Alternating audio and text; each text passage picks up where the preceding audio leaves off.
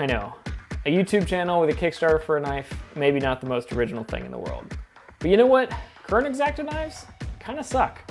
I mean, the blades themselves are awesome, and they're crazy sharp. In fact, they're a lot sharper than your average box cutter blade.